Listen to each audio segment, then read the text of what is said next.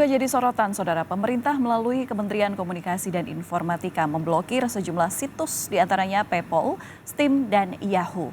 Pemblokiran situs fintech global PayPal ini memicu protes dari berbagai pihak karena berdampak luas bagi masyarakat. Pertanggal 29 Juli 2022, Kementerian Komunikasi dan Informatika, Kemkominfo memblokir sejumlah penyelenggara sistem elektronik atau PSE yang tidak melakukan pendaftaran hingga batas waktu yang ditentukan. Sejumlah PSE asing pun turut diblokir, seperti layanan transaksi keuangan PayPal, layanan e-dagang Amazon, layanan mesin pencari Yahoo, Bing, dan beberapa situs game online seperti Steam dan Dota.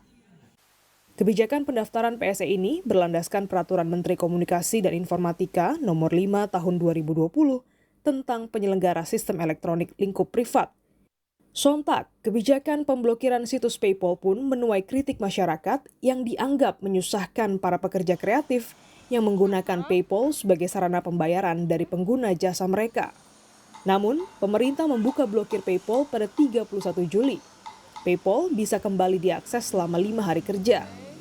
Dirjen Aplikasi Informatika Kemkominfo meminta masyarakat segera memindahkan dananya dari PayPal ke layanan bank digital yang sudah resmi terdaftar.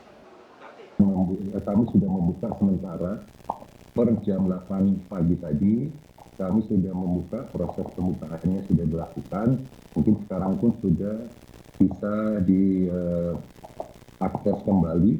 Ini kami buka untuk memberikan kesempatan kepada masyarakat untuk melakukan migrasi supaya tadi uang-uangnya tidak hilang, karena memang sampai saat ini kami belum berhasil atau PayPal tidak melakukan kontak dengan kami. Terkait hal ini, anggota Komisi 1 DPR, Dev Laksono menyayangkan pengambilan kebijakan pemblokiran PSE. Pemerintah diharapkan melakukan sosialisasi kepada masyarakat dan juga PSE terkait. Pelaksanaannya, sosialisasinya itu juga lebih penting dalam pelaksanaan tersebut. Agar apa? Agar tidak ada ambigu, tidak ada keraguan, dan juga ada kejelasan dan kepastian hukum kepada masyarakat. Apalagi sekarang di era digitalisasi, di mana transaksi, melakukan pengerjaan, ataupun juga hal-hal lainnya, itu semua dilakukan secara online. Sementara itu, Lembaga Bantuan Hukum LBH Jakarta membuka posko pengaduan bagi setiap masyarakat yang merasa dirugikan dengan pemblokiran PayPal. Pengacara LBH Jakarta, Fadil Alfatan, menjelaskan kebijakan ini berdampak luas. Masyarakat dapat menempuh upaya hukum mengenai kebijakan Permenkominfo Nomor 5 Tahun 2020 tentang penyelenggara sistem elektronik lingkup privat.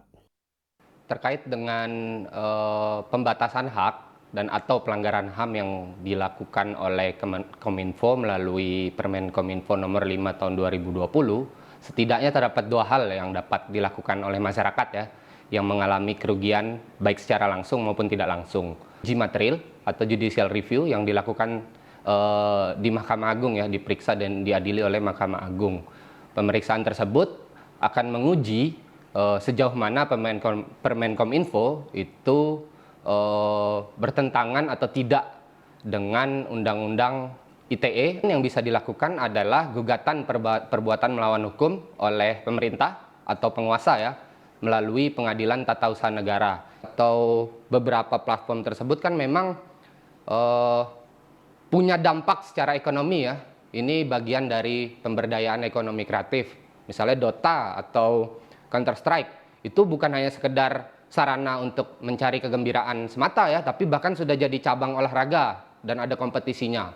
Ada hajat hidup orang di situ. Jadi ketika itu dicabut melalui pemblokiran, maka apa solusi yang bisa ditawarkan pemerintah? Dan itu merupakan bentuk pembatasan hak dan sama saja dengan pelanggaran HAM. Sejalan dengan hal ini, pengamat kebijakan publik Trubus Rahadiansyah menilai masyarakat bisa melayangkan gugatan di PT UN. Yang kedua, menunda dari pelaksanaan itu. Yang lainnya menurut saya ini Kominfo harus bertanggung jawab memberikan solusi termasuk di dalamnya kalau perlu pejabat-pejabatnya juga harus bertanggung jawab. Meski demikian, Dirjen Aptika Samuel Abriani Pangerepan berdalih kebijakan ini tidak terburu-buru.